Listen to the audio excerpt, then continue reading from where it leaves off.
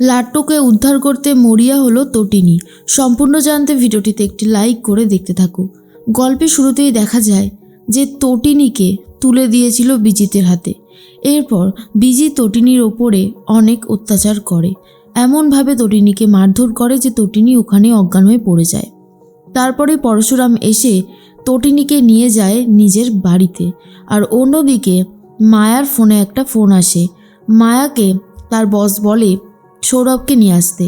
এরপরেই মায়া সৌরভকে বলে, সৌরভ তোমাকে বস নিয়ে যেতে বলেছে। এরপর সৌরভের মাথায় বন্দুক ধরে সৌরভকে গাড়িতে তোলে, কিন্তু সৌরভ বুঝতে পারে না কেন তার সাথে এমনটা হচ্ছে। ঠিক সেই মুহূর্তেই মায়া রীতিমতো বলতে থাকে, অনেক অন্যায় করেছো, তুমিও ছাড় পাবে না। তারপরেই যে দুজনকে মারধর দেওয়া হয়েছে তাদেরকে হসপিটালে ভর্তি করতে বলে মায়া। এর মধ্যেই নন্দিনী কথা বলতে থাকে তার কাকিমার সাথে আর বলে, একের পর এক অন্যায় হচ্ছে। কর্ণ চ্যাটার্জি, কবির চ্যাটার্জি এক একজন সব ক্রিমিনাল, আর বিজিত লাহিড়ী তো আছেই। তখনই আরাধ্যা বলে, এসব তুই কি বলছিস বর্দি ভাই, তোর কি পুরোপুরি মাথা খারাপ হয়ে গেছে নাকি? নন্দিনী তখন বলে, একদমই না, বরং মাথাটা ঠিক আছে। আর যেগুলো বলছি সেগুলো যে কোনো কিছু ভুল না সেটাও আমি জানি। অন্যায় হচ্ছে, অনেক বড় অন্যায় হচ্ছে। তুই জানিস যে বিজিত লাহিড়ী লাট্টুকে ফিরিয়ে দেবে বলে তটিনীকে চেয়েছে মারবে বলে। কাউকে ছাড়বো না, আমি কাউকে ছাড়বো না।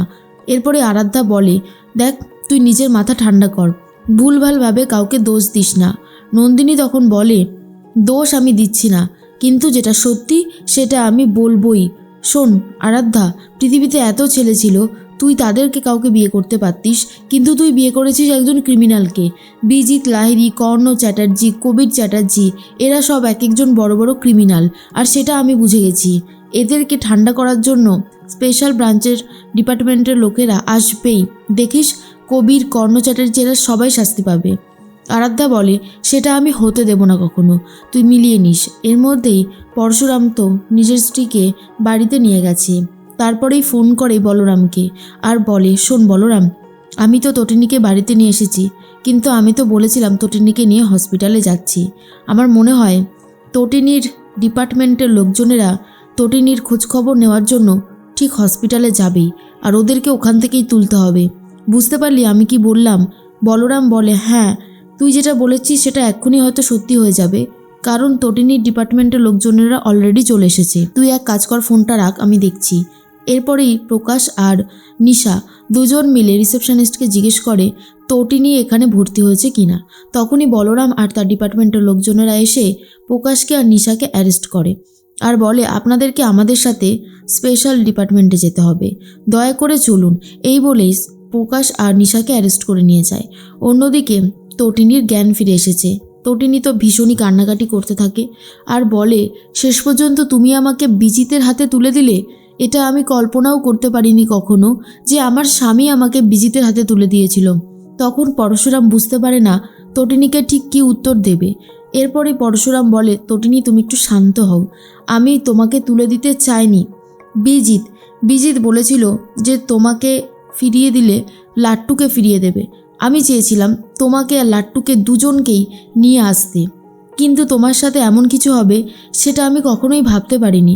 তুমি প্লিজ আমাকে ক্ষমা করে দাও। এরপরে ডাক্তার আসে বাড়িতে, তটিনী চেক আপ করতে থাকে।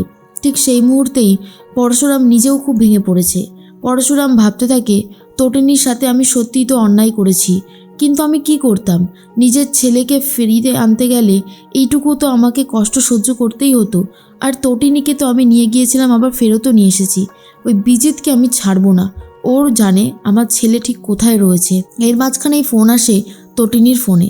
তটিনী জানতে পারে যে তারই ডিপার্টমেন্টের সবাইকে অ্যারেস্ট করা হয়েছে, বিশেষ করে নিশাকে আর প্রকাশকে। তখন আড়াল থেকে শুনে নেয় পিকো কথাটা। তার পাকে গিয়ে বলে, পা, মাম্মির ফোনে না একটা ফোন এসেছিল আর বলছিল যে নিশা প্রকাশকে তুলে নেওয়া হয়েছে। এই নিশা প্রকাশ এরা কারা? পরশুরাম বুঝতে পেরে যায় কাদের কথা বলেছে।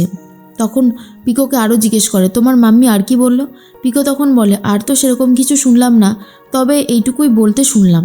অন্যদিকে দেখা যায় নিশা আর প্রকাশকে নিয়ে গিয়ে ডিপার্টমেন্টে রাখা হয়েছে। তাদের মুখ থেকে অনেক কিছু বার করানোর চেষ্টা করা হয়, কিন্তু তারা কোনোভাবেই আর মুখ খোলে না। অন্যদিকে দেখা যায় বারবার করে একটা কথা পরশুরাম জিজ্ঞেস করতে থাকে বিজিতকে যে আমার ছেলে কোথায়, কোথায় আমার ছেলে, কিন্তু কোনোভাবেই মুখ খোলে না বিজিত। আর সেই জন্য পরশুরাম খুব রেগে যায়, বিজিতকে মারধর দিতে থাকে। কিন্তু বিজিত বলে মারো না, মারো, আমিও দেখব যে তুমি কি করে তোমার ছেলেকে খুঁজে পেতে পারো। এরপর তোমার ছেলেকে তুমি আর ফিরে পাবে না, আর এটা একদম 100% কনফার্ম। কিন্তু তটিনী উঠে পড়ে লেগেছে, এবারে লাট্টুকে খুঁজে পেতেই হবে, কারণ অনেক দিন হয়ে গেছে লাট্টুর কোনো খোঁজখবর নেই। কোথায় আছে, কি করছে, কারা তাকে কিডন্যাপ করে কোথায় রেখেছে, এরপর সমস্ত খবরই বের করতে চাইছে তটিনী। আর অন্যদিকে পরশুরাম বিজিতের মুখ থেকে সত্যি কথা বার করার চেষ্টা করে, কিন্তু বিজিত লাট্টুকে নিয়ে এতই ভয় দেখাতে থাকে পরশুরামকে যে পরশুরাম রীতিমতো বিরক্ত হয়ে বিজিতকে মারধর দিতে থাকে। বিজিত তখন বলে যত ইচ্ছা মারো, কিন্তু আমি কোনোভাবেই মুখ খুলব না।